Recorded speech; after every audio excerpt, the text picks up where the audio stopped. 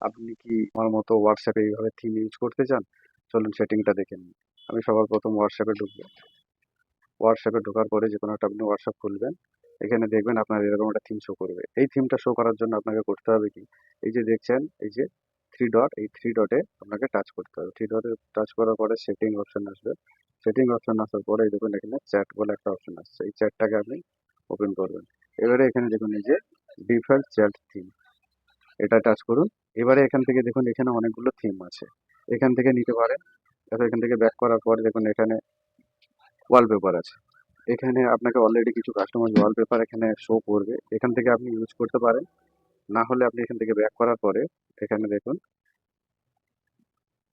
এই যে choose from gallery, এটাতে করলে কিন্তু আপনার গ্যালারির মধ্যে এই যে চুজ ফ্রম গ্যালারি, এই গ্যালারিটা কিন্তু এখানে টাচ করলে আপনার গ্যালারির মধ্যে যে ফটোগুলো আছে আপনার পছন্দ মতো ফটোগুলো কিন্তু এখানে শো করবে। সেই ফটোটা দিয়ে আপনি আমার মতো এইভাবে লাগাতে পারেন।